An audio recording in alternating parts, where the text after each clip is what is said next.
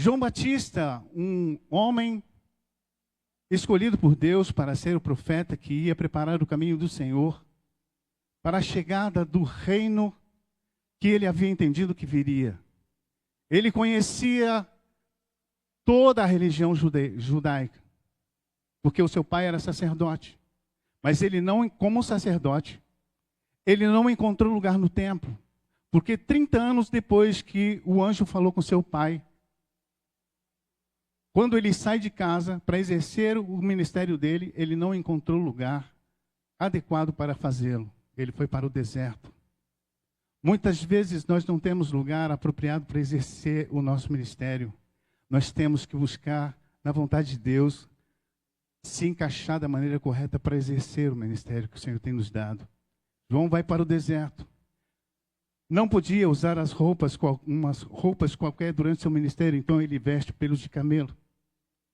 Ele não poderia comer qualquer comida, senão aquela que era preparada no templo, digna do sacerdote, ofertada pelo povo. Então ele come gafanhotos e mel silvestre e começa a pregar o evangelho e a batizar o povo. Imagine que você está diante de um precipício. Consegue imaginar? Imagine que você está diante de um precipício e atrás de você um incêndio do juízo de Deus avança. Não há tempo para pensar, apenas para agir. À sua frente apenas um salto ao desconhecido, em direção a esse desconhecido. O que você faz?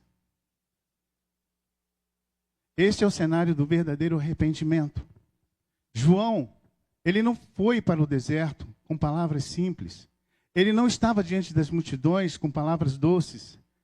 Ele não estava ali para agradar ninguém. Seu discurso era implacável. Seu apelo era dramático, invasivo. E esse apelo hoje ecoa através do tempo e chega aos nossos ouvidos até hoje. Arrependei-vos, ou terão de enfrentar as consequências do juízo de Deus.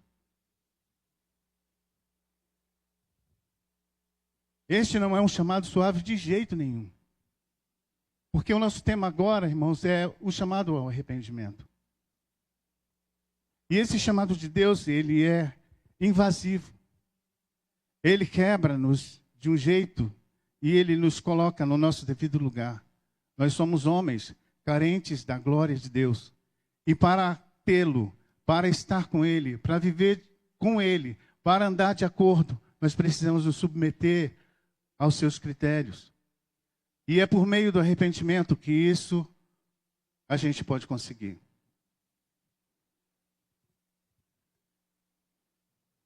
João não estava ali para agradar as multidões, ele estava ali para confrontar cada alma, para desafiar cada uma a se despir da sua pretensão e andar na verdade. O Espírito Santo está nesta noite aqui nos desafiando, talvez mudar o nosso percurso, a nossa vida, mudar até o nosso modo de viver, o nosso jeito de fazer as coisas para Deus, o nosso comportamento. O arrependimento, irmãos, é a única forma de escapar das chamas do juízo que vem. Existe um julgamento que vai acontecer na vida dos homens que não têm Deus. Talvez não seja, essa mensagem não seja para você, não faça sentido, como eu já falei. Mas o julgamento, ele é inevitável, ele vem. E todos nós vamos saber que esse julgamento é algo que provém de Deus. É Deus que vai mandar esse julgamento.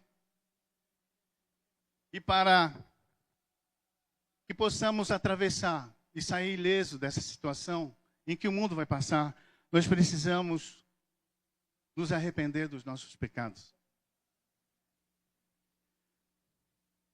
Vamos explorar, irmãos, aqui agora, 3 aspectos do arrependimento. No versículo 2, diz assim: arrependei-vos porque está próximo o reino dos céus. Esse primeiro aspecto aqui, eu gostaria de classificá-lo como uma dor. Mas o que é a dor? Por que relacionamos arrependimento com a dor? Dor é o jeito do corpo avisar que existe, que alguma coisa está errada com o nosso corpo.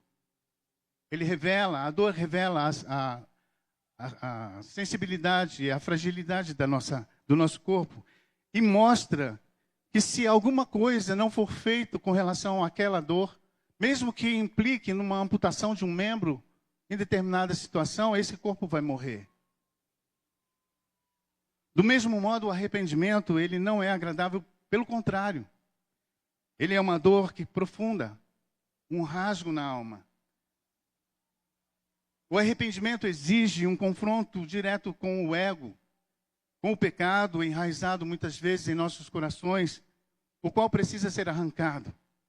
Do contrário, se isso não for feito, enfrentaremos sérias consequências. João Batista provou duramente, ou seja, reprovou duramente as mudanças superficiais. Ele buscava um corte profundo, uma paralisação total com as práticas do pecado no meio do povo. O sacrifício de tudo aquilo que distancia o homem de Deus. Muitas vezes nós sacrificamos muitas coisas, mas às vezes não conseguimos sacrificar muito daquilo que nos afasta de Deus, porque não conseguimos identificar ou não nos importamos com aquilo da maneira como estamos vivendo, muitas vezes. Aos fariseus,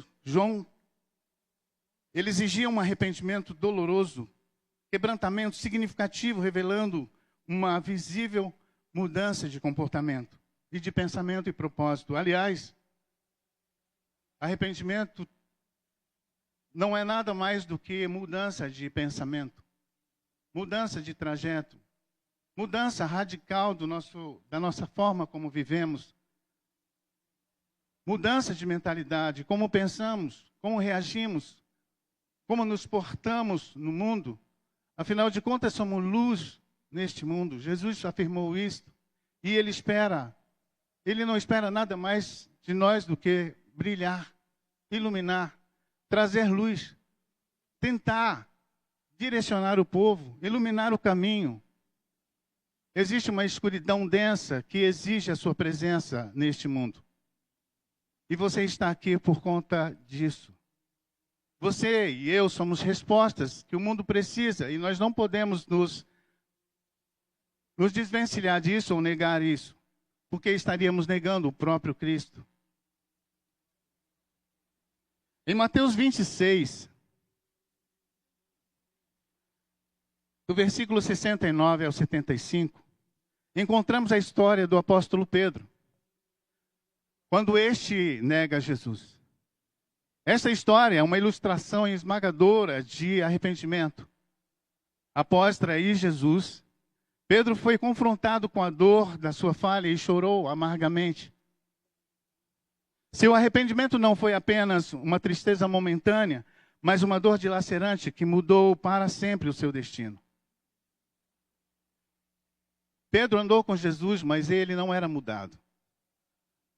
Pedro esteve muito tempo com Jesus, ouviu suas palavras, mas não tinha sido mudado. Pedro precisou encarar a vergonha e o desespero para que mais tarde pudesse se tornar uma rocha para a igreja de Jesus.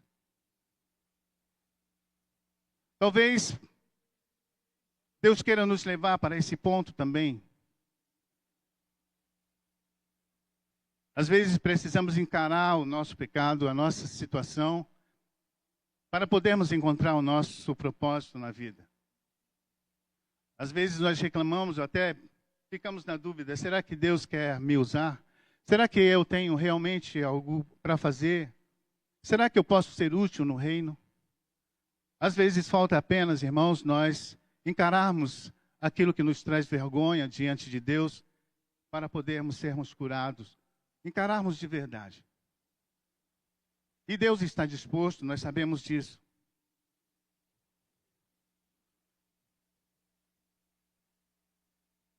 E você agora? E eu? Qual é a área da nossa vida que precisa desse arrependimento transformador? Qual o pecado no qual nós, às vezes, nos agarramos tão fortemente que precisamos nos libertar dele, e para isso, às vezes, precisa ser arrancado, ainda que sangre, como se fosse uma amputação. Porque, às vezes, de bom grado ou simplesmente de boa vontade, às vezes nós não conseguimos. Porque esse pecado, às vezes, nunca vem à luz. E nós nos conformamos com ele. E quando eu falo de pecado, irmãos, não é o assassinato. Porque João não estava tratando disso lá no deserto com as multidões. Ele não estava falando da prostituição, de tantas outras coisas que a gente encara como pecado. Ele estava falando unicamente ali, naquele momento, de coisas que a gente acha que são pequenas demais para ser considerada um deslize até. Quanto menos pecado. Ele estava falando de um comportamento religioso inútil, equivocado, dos fariseus e saduceus. Pessoas que tinham o costume de estar na igreja, zelo por tudo aquilo que consistia da religião. Eles eram as pessoas que os outros olhavam e falavam assim: nossa, eu quero ser como esses caras aí um dia. Mas Jesus, o Espírito Santo conhecia os corações dele e usou a boca de Pedro para dizer: raça de víboras. Às vezes nós somos cobras e expelimos veneno de todos os lados e nós não nos damos conta disso. Porque ainda estamos equivocados. O Espírito Santo quer entrar em nossas mentes, em nossos corações e transformar o nosso comportamento, nossa mentalidade e nos direcionar para uma vida realmente cristocêntrica, onde Deus seja o Senhor, onde Jesus Cristo possa reinar em nossos corações. O arrependimento verdadeiro, irmãos, ele dói. Arrependimento dói, porque nós estamos falando aqui desse aspecto da dor. Ele dói e destrói todo o nosso senso de segurança. Nos quebra ao meio, mas esse quebrantamento traz transformação. Quando nós nos arrependemos de maneira genuína, nós somos quebrantados pelo Espírito Santo, porque é só nesse momento que o Espírito Santo consegue espaço para lidar conosco. É só nesse momento em que Deus pode entrar no nosso mundo para transformá-lo. Deus jamais vai entrar na sua vida para mudar alguma coisa se não houver arrependimento verdadeiro. E o arrependimento verdadeiro é posicionamento. É ouvir a palavra de Deus e entender que ela faz sentido para mim e eu tenho que tomar uma decisão com relação ao que eu estou ouvindo. Me posicionar diante de Deus e me entregar a Ele, para viver segundo o seu domínio, segundo o seu propósito. Para isso, nós temos que renunciar a algumas coisas. E o que você está disposto a renunciar para ser curado e aceito por Deus? O segundo aspecto do chamado ao arrependimento é a purificação. Está no versículo 11. Eu vos batizo com água para arrependimento, mas aquele que vem depois de mim é mais poderoso do que eu, cujas sandálias não sou digno de levar. Ele vos batizará com o Espírito Santo e com fogo. A purificação, irmãos, do nosso coração não é um processo simples. É uma transformação profunda que exige a confrontação de tudo que contamina a nossa alma. É um ato de despojamento, onde as camadas do pecado são arrancadas, permitindo que a verdadeira essência de cada um de nós possa resplandecer. Eu estava lendo alguma coisa sobre o pecado e o trecho dizia assim, que o pecado, ele não é subjetivo. Ele tem mais personalidade do que muitos de nós aqui. Nós olhamos para o pecado como algo flutuante, uma coisa subjetiva demais que está só na nossa cabeça. É uma ideia. Mas a Bíblia diz que ele é um Senhor, que ele escraviza, que ele determina o que você vai fazer, o que você vai deixar de fazer. E quando ele diz que você vai fazer aquilo, você vai fazer aquilo. E só há uma coisa que limita o poder do pecado nas nossas vidas, é o temor do Senhor. O temor do Senhor é o limite para o pecado. E esta palavra de Deus para a sua vida hoje está nos direcionando para isso.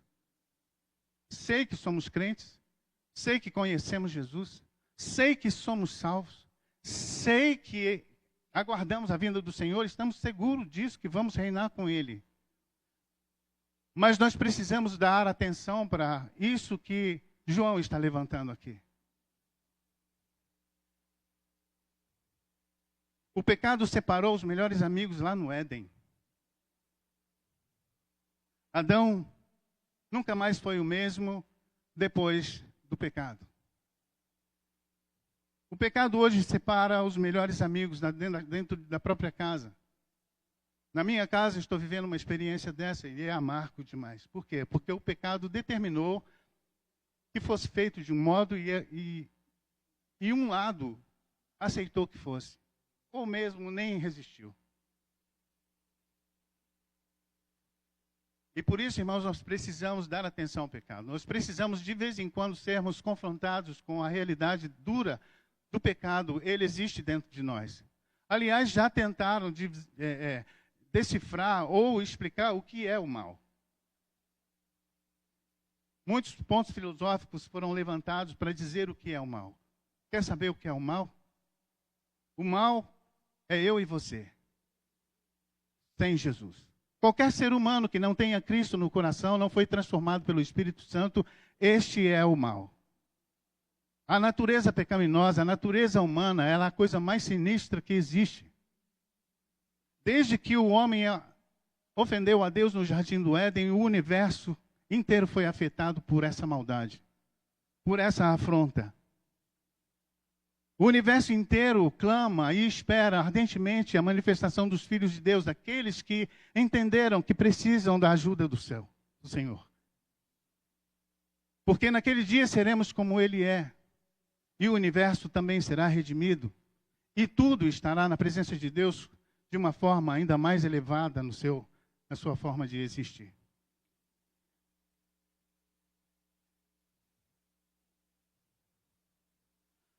O que João estava anunciando aqui era que viria um reino que traria fogo, fogo purificador. Ele sabia que Jesus viria batizar com o Espírito Santo e com fogo. O fogo purifica, mas ele também consome. E aqueles que se arrependerem serão purificados pela presença e a manifestação do Espírito Santo em seus corações. Mas aqueles que resistirem ao arrependimento, não se derem a isso, a palavra diz que experimentarão as consequências desse julgamento. Irmãos, nós aprendemos um tempo, durante meus primeiros anos de crente, que crentes não perdem a salvação. E por muito tempo eu vivi nessa questão. Eu sou salvo e agora eu vou viver minha vida do jeito que eu quiser. Porque uma vez eu levantei minha mão para Jesus, alguém fez uma oração na minha cabeça e hoje eu sou salvo.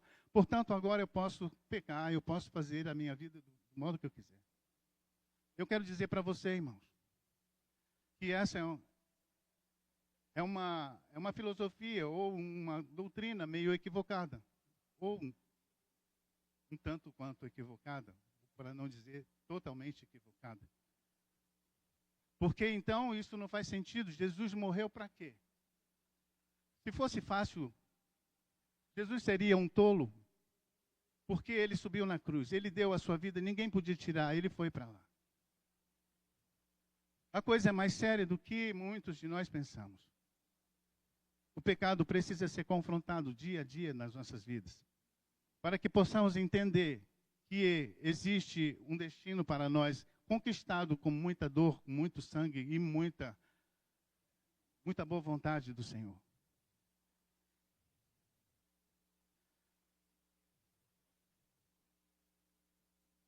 Em Malaquias 3, capítulo 3, versículo 2, o profeta descreve o Messias como um refinador que purifica com fogo e sabão. Diz assim, na versão NTLH: mas quem poderá aguentar o dia em que ele vier? Quem ficará firme quando ele aparecer? pois ele será como o fogo para nos purificar, será como o sabão para nos lavar. Assim como o ouro é purificado no fogo, o arrependimento levará cada um de nós, irmãos, ao encontro profundo com Deus. É só pelo arrependimento, é por meio do arrependimento. A obra do Espírito Santo começa na vida de qualquer um de nós por meio de um arrependimento verdadeiro. Nossos pecados serão lavados mediante o arrependimento. Lavados não com sabão, purificados não com fogo físico, mas com o precioso sangue de Jesus Cristo. E você será santificado no poder do Espírito Santo. Às vezes a gente fala do Espírito Santo, mas também na vida de muitos aqui, ele é apenas uma força flutuante, uma energia que se dispersa como gás e vai embora às vezes. Mas ele é a pessoa mais interessada em transformar nossas vidas. Nós precisamos nos expor a essa presença de verdade.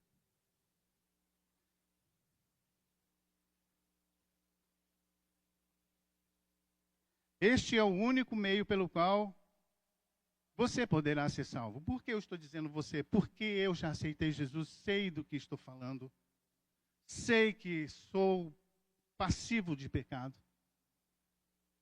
Mas antes dessa palavra chegar aos seus ouvidos, ela chegou pelo menos 60 vezes aos meus.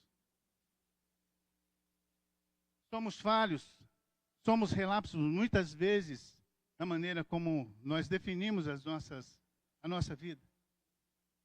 E decidimos andar. Mas é necessário nós nos expormos a essa palavra, a esse fogo purificador, a essa presença santa, que vai determinar se agradamos ou desagradamos a Deus. Se andamos de acordo ou se estamos em desacordo com Deus. E a Bíblia diz, se andarão dois juntos, se não estiverem de acordo? Certamente que não. Então, o arrependimento é o melhor meio, ou seja, é o único meio para ajustar as coisas com Deus. Você está pronto para ser purificado, irmão? Para entrar nessa fornalha do arrependimento verdadeiro? De fato, não será uma experiência confortável para ninguém. Por quê? Por que não é? Porque o arrependimento, ele vai destruir o nosso orgulho, o nosso egoísmo, o seu orgulho, o seu egoísmo. E todo o pecado que você esconde. Por que confrontou o pecado que eu escondi? E quem é hoje, ou melhor, dificilmente hoje alguém não esconde um pecado. Aquele chamado pecado doméstico. Aliás, na cruz de Cristo, cada gota do sangue de Jesus que encharcou aquele madeiro, refletia um pecado que a gente chama de pequeno pecado. Jesus morreu por isso. O pecado, às vezes, não causa escândalos no meio da sociedade, no meio do povo, mas ele é tão nocivo,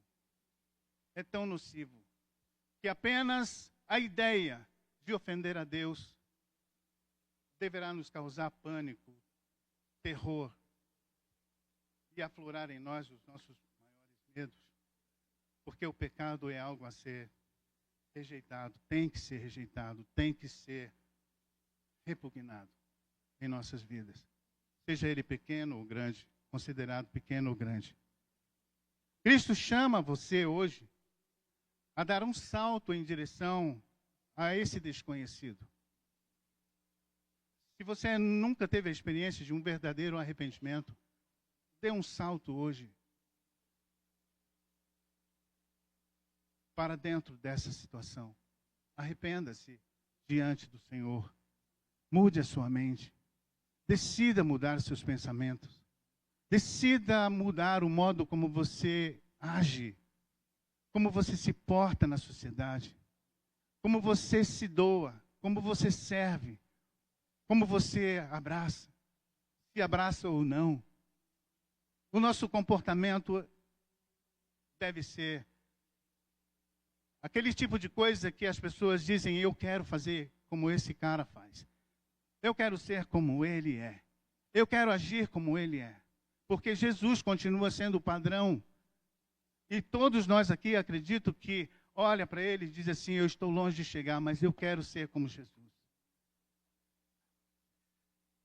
Eu quero me parecer com ele. Eu preciso quebrar os paradigmas da minha vida que me arrastam. Alguns paradigmas que me afastam, que bloqueiam minha chegada a esse padrão de imagem e semelhança de Jesus. Seja em que proporção for. Precisamos galgar algum degrau nesse sentido. O terceiro aspecto do chamado arrependimento é a urgência. No versículo 10 do capítulo 3 de Mateus, diz assim, já está posto o machado sobre a raiz das árvores. Toda árvore, pois, que não produz bom fruto, é cortada e lançada no fogo. O que podemos dizer sobre a urgência? A urgência não é apenas saber que algo precisa ser feito, mas é uma pressão intensa que exige ação imediata. É um chamado para enfrentar o que não pode ser adiado. Já fez alguma coisa? Já agiu com urgência sobre alguma questão sua? Pois é, a urgência é isso. Ela exige que seja feito naquele momento. Alguma coisa que, às vezes, a gente fala, preciso disso. Pode ser amanhã? Não, tem que ser para ontem. Isso é urgência. Urgência é o reconhecimento de que o tempo é limitado e que a única oportunidade que nós temos com relação a alguma coisa, ou até mesmo a salvação aqui que nós estamos falando, pode escorregar por entre os nossos dedos. Hoje você pode ser salvo. Hoje você pode entregar sua vida a Jesus. Hoje você pode experimentar uma transformação. Pode sair daqui acompanhado com a doce e maravilhosa pessoa do Espírito Santo. E ter uma vida mais relevante, mais cheia de propósito. Precisamos ser filhos de Deus, irmãos, mas de uma maneira integral. Não podemos mais ser parcialmente do mundo e de Deus. Não podemos ficar em cima do muro, porque vocês sabem quem construiu o muro. O muro pertence ao diabo, você sabe disso. Então, ou nós somos de Deus, ou nós somos do diabo. A Bíblia diz assim, aquele que pertence ao diabo não ouve a palavra de Deus. Mas aquele que pertence, ouve a palavra de Deus. E a questão ouvir aqui não é entrar por aqui e sair por aqui. É atender à convocação, ao confronto da palavra. É se adequar à régua, ao cânon da palavra de Deus. Se ela diz isso, irmãos, eu não posso encontrar uma desculpa. Eu não posso relutar contra isso, porque é o rei que falou. Ou nós vamos querer de novo afrontar o rei como no Éden. Ofender ao rei como lá no Éden fizemos.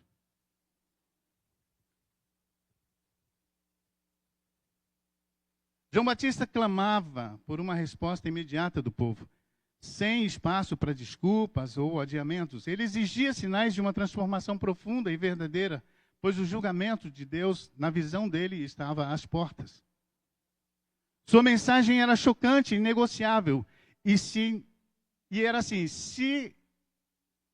ou se entregavam de verdade a Deus, ou teriam de lidar com esse fogo implacável do juízo de Deus.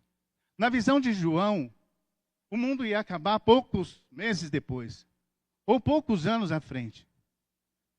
Já faz mais de 2000 anos, né? Que essa mensagem foi colocada aqui. Jesus não veio. O julgamento não veio.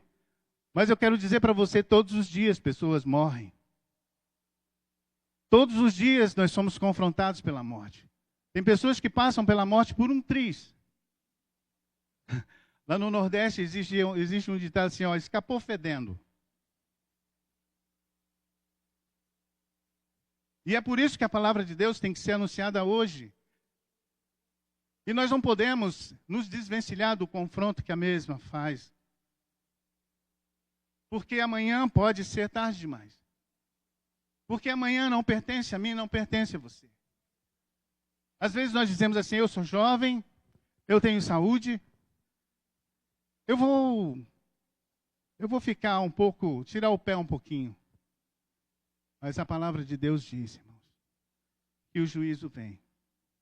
E não é somente pela volta de Jesus. É pelo que você pode passar e enfrentar.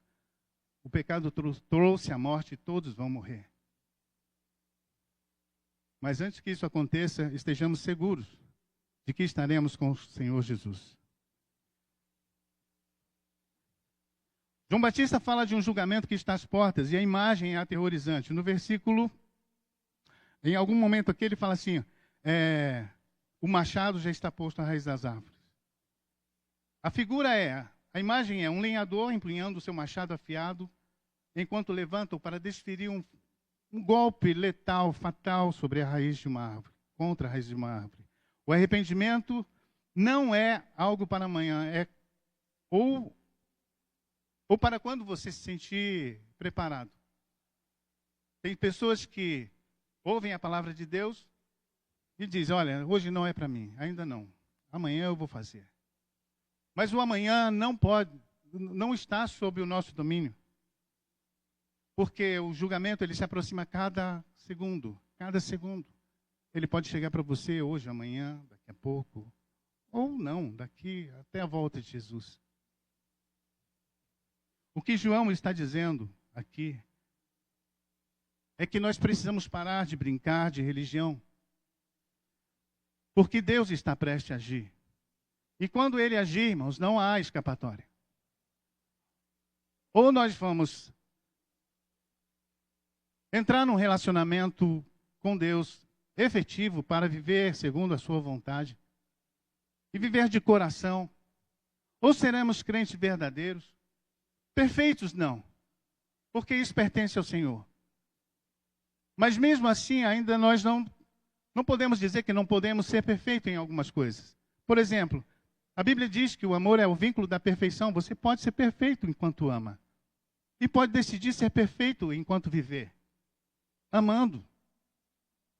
Se dedicando ao irmão, à igreja, à família, de uma forma efetiva e verdadeira. Não somos perfeitos, mas Deus não quer sua perfeição. Ele quer o seu coração. Ele quer espaço. Ele quer saber o quanto Ele pode trabalhar em nossas vidas, em sua vida. Ele quer saber o quanto você está disposto a andar com Ele, a viver com Ele, a ser transformado. Até que nível você vai possibilitar o Senhor levar você num relacionamento, numa comunhão com que Ele escolheu ter com você. Naquela cruz, irmãos, Jesus poderia ter decidido descer da cruz, mas Ele pensou em você. Ele não desceu por causa de você, por causa de mim. Ele foi até as últimas consequências. Ele nos amou até o fim. Portanto, faz todo sentido o arrependimento. Porque, irmãos, quando nós choramos eu vi os irmãos aqui chorando enquanto cantavam os hinos. Essa lágrima quente que desce do nosso rosto é uma resposta honesta e sincera para não ficar na vergonha de passar batido diante da imagem de um Deus sendo crucificado e morto por mim e por você.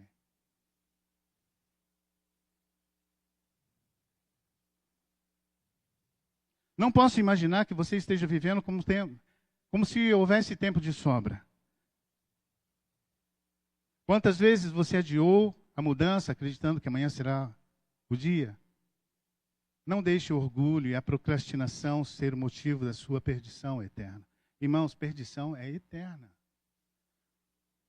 Isso não é para mim, nem para mim. Mas o Senhor te confronta hoje. Porque o diabo está como um leão ao nosso derredor, buscando a quem possa tragar. E se a palavra de Deus diz isso, é porque nós estamos inseridos nesse contexto de perseguição, de afronta, de cassação. Satanás está como um caçador, como um passarinheiro buscando quem possa laçar para arrastá-lo junto com ele.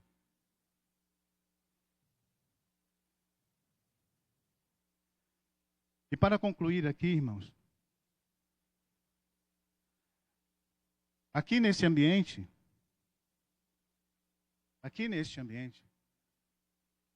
existe muito trigo. O trigo do Senhor está aqui. Ele vai recolher esse trigo em seu celeiro e guardá-lo em segurança.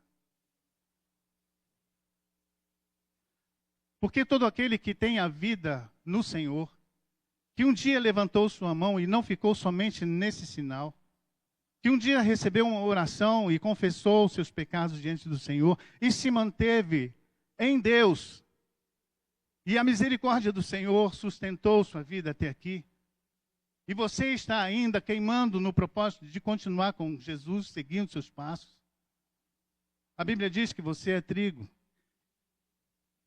e Ele vai guardar você em segurança. Mas existem, contudo, pode haver alguma palha.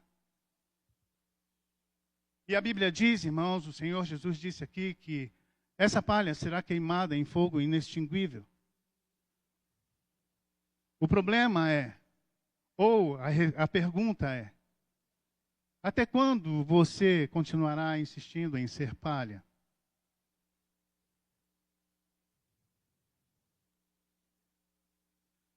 Fica essa pergunta. Até quando nós insistiremos em continuar sendo palha?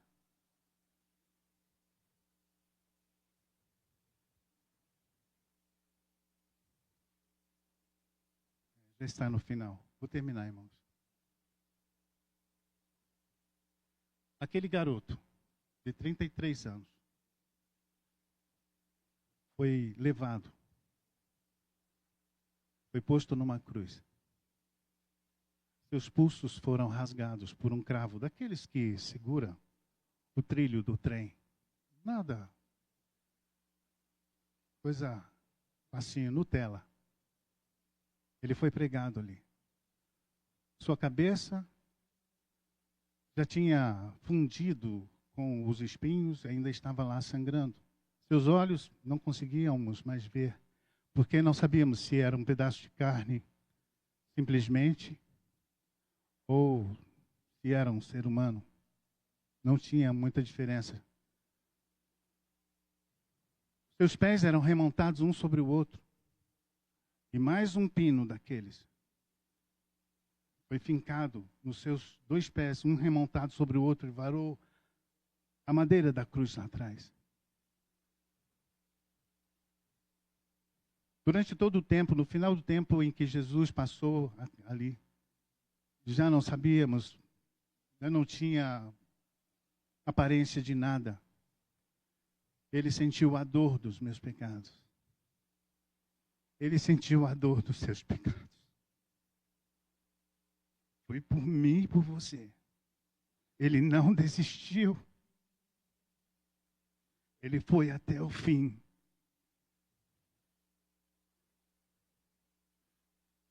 E hoje, o Espírito Santo está dizendo, Ele fez isso para que você pudesse estar sempre com Ele, para que você não se perdesse na escuridão. Ele fez isso como o pastor que Ele é. Ele buscou até a última ovelha. Não deixou ninguém para trás e não quer deixar ninguém para trás.